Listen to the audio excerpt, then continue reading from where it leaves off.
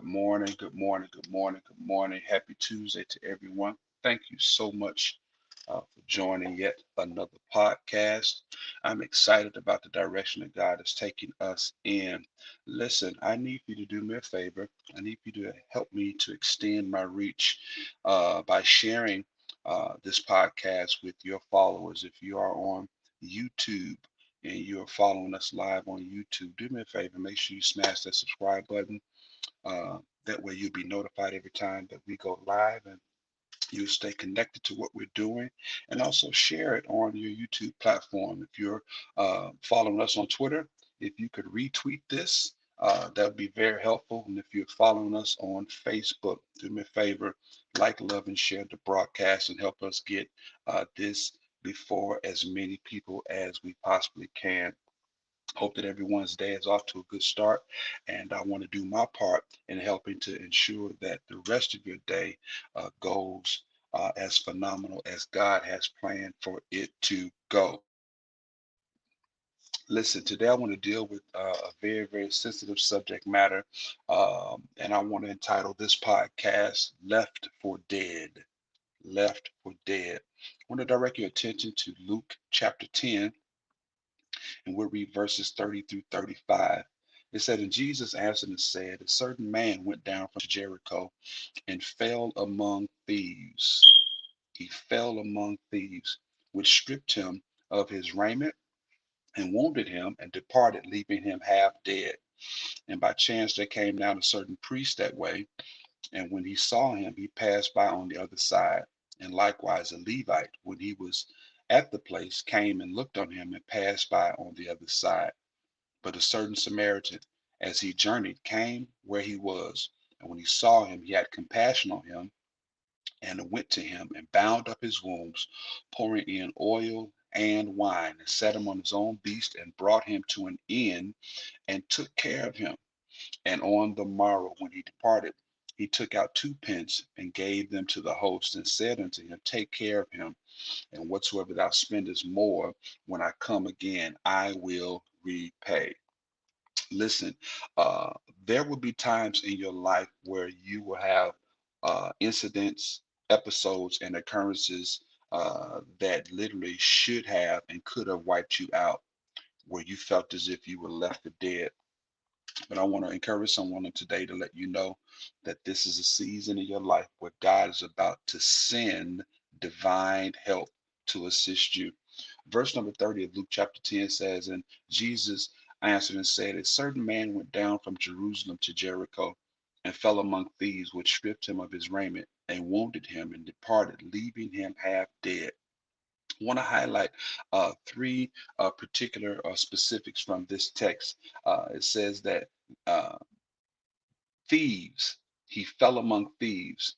This represents those that would take from you with no remorse, and they have absolutely no effort to conceal their intentions. In life, you're going to have those that would take from you with no remorse, and they'll make no effort to conceal their intentions. What their intentions are, they just are that. Their sole intent and purpose is to take from you with no remorse. It says they stripped him of his clothes. This is a prophetic picture of humiliation. He was exposed, he was helpless, he was depleted, and everyone could see it. That's how it is sometimes in life. You know, you're left humiliated, you're left exposed, you're left helpless, and you feel depleted. And there's no cover up, there's no refuge, there's no shielding of that episode, of that traumatic event, of those series of events. Everybody can see it. And the text says they wounded him. They literally assaulted him physically. But some of you, you may have experienced physical assault, but some of you, your name has been assaulted, your reputation has been assaulted, your efforts, your impact on others and the world have been uh, assaulted. Your character has been assaulted, or your influence has been assaulted. But what gets me is the text says after the assault, after the trauma, it says they left him unconcerned. That word, the text says they departed. It literally means to leave unconcerned. They left him in what condition? They left him half dead. He was violated. He was victimized. He was vulnerable. And I know I'm speaking to someone today. Verse 31 says, and by chance there came down a certain priest that way, and when he saw him, he passed by the other side. This represents those that are too caught up in their own thing to assist you when you're in need. Now, granted, according to Jewish customs, the priest could not touch this man. This priest could not handle this man because the priest had to be morally and physically clean to do his ceremonial duties in the temple.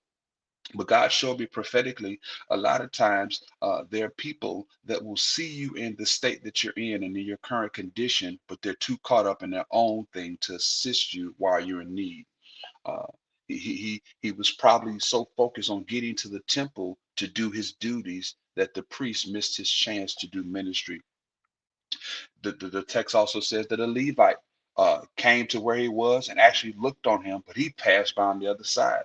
This represents someone that has no problem with coming to see what's going on, but does absolutely nothing to help bring relief, resolve, or restoration. And you'll have those type of people in your life that'll see you at your most victimized and vulnerable state. They'll come close enough just to get enough intel to have something to talk about. They'll come close enough just to get enough intel and information to have something to gossip about. But they will do absolutely nothing to bring relief, resolve, or restoration. Uh, these type fall into three categories. Number one, you have the observers. They'll stay close enough to see what's going on, but they'll never step up in times of crisis or need. Everybody has observers in their life. It just comes with life. There's nothing you can do about it. They'll come close enough. They'll stay close enough. They'll stick close enough, and they'll be close enough to see what's going on, but they never step up. Then you have cheerleaders. These are those who will root for you when you're winning. They'll encourage you when you're down. They comment, and they share your post. They're faithful on Facebook. They're involved on Instagram. They're tagging on TikTok, but they never invest in your reality. These are the cheerleaders. And then you have associates. Associates, this group of people, they share common interests with you. And in most cases, they really, really, really, really, really, really want the best for you, but they lack the resources and or the capacity to make a meaningful investment in your life. You know, but the Lord gave me a word about a year and a half ago. He said the replacements are coming.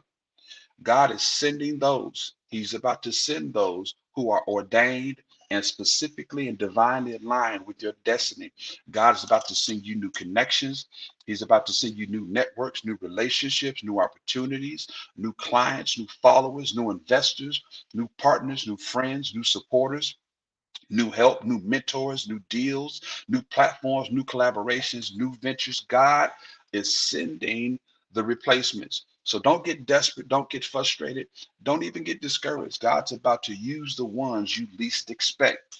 Somebody's about to come into a season of divine provision. I prophesy, even as we're moving forward, that it's coming a different way. Some of you so some of you have feel do you feel as if something that you've been left for dead, that you've been left on this island by yourself, and that there's no hope. But I come to tell you that God is sending, God has released, and God has assigned divine help. Somebody's got you on their mind. Somebody's got you in your heart, and your days of being passed by and overlooked are over. God will put you in the hearts of people to support you, um, who, based on society's standards, shouldn't even like you. Here it is: you have a Jewish man that has been victimized, and you have a Samaritan that comes to his assistance. Isn't that something? In that day, Jews and Samaritans didn't get along. They had nothing in common. But you have a Jewish man who was in need, and a Samaritan, I believe, was divinely assigned to meet this need. The text says that the Samaritan came where he was. He went beyond just seeing and looking and observing the man's condition. It says that he came where he was. And let me encourage you when I say this: God is sending people who won't have a problem with getting in your situation with you. It says that he came where he was, he saw him. That term saw in the Greek, it means to consider, it means to look on and perceive, it means to see and understand. Beloved, God is sending people in your life that can see. This is the season of the seers. God is sending people who can see both in the natural realm and in the spirit. They can discern and they'll be able to sense and they'll be able to perceive what's going on, and they'll be ones who are resourceful in helping you to overcome it. He saw this man's condition and he had compassion. He felt sympathy. He felt pity. He was moved to do something about this man's situation. And I come to tell you today that God is sending genuine people in your life, ones who are ordained to connect with you from a pure place. I know you thought that that traumatic episode was the end. I know that you thought that it was over, but it was actually the start of something brand new that God is orchestrating on your behalf. God will use your trauma to plug you into a realm of provision only He can supply. It says that He went to him. He went to him. This Samaritan, he saw his condition and he went to this man. I come to tell you again that help is on the way. The Samaritan was drawn to this man's crisis strictly to help. And there are those who are on the way who have been deployed by eternity just to help you. They have no motives, they have no agenda, they're not looking to be seen or noticed. They are the helpers. And everybody that check on you, catch this, everybody that check on you ain't genuinely concerned about your welfare. Some folk are just checking your pulse to see if you're still alive. It says he came to him. He bound up his wounds. God is sending those your way that would discern your immediate needs and give themselves to making sure that your needs are met. They'll be assigned to those areas of your life that others either missed or ignored. Even if it requires a personal investment into your life, some folk are only with you up until the point where it would cost them something. But I prophesy divine help has gotten their marching orders from the Father and are on their way to you. It says that he began to bind up this man's wounds. He poured oil and wine into his wounds. He was neutralizing the pain, but he was also treating the trauma that caused the pain. You know, and a lot of times we forfeit our help because all we want is the comfort of the oil, but we don't want the sting of the wine. There's a level of relief that's coming to your life, my brothers and my sisters, but you still got to deal with the tender areas that hurt. You know, the oil, it deals with the effects of the pain. It's a soothing ointment.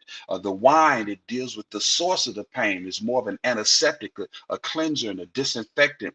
God has specifically assigned people to this season of your life who would be selfless and who will be sacrificial. They are those who will be committed to your restoration as well as your sustainability.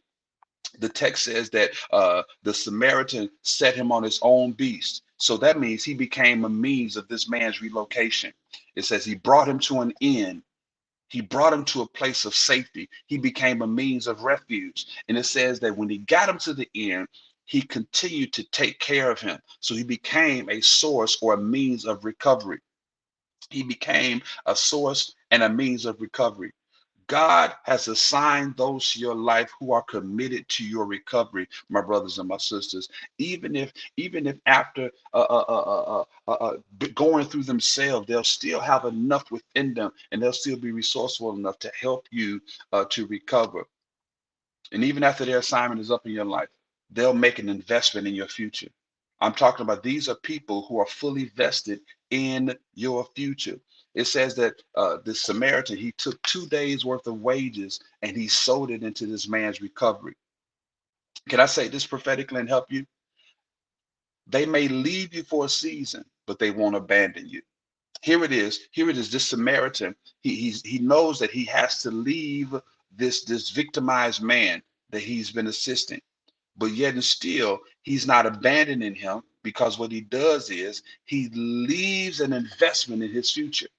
It says he gave two days worth of wages to aid and assist in this man's recovery. Even in their absence, they'll marry your process. These are the type of people that God has sent into your life, that even in their absence, they will marry your process. Verse number 35 basically says, don't stop taking care of him when I leave. Take care of him until he's fully restored. And if it costs you more than what I'm leaving you, I'll cover the overages when I come back.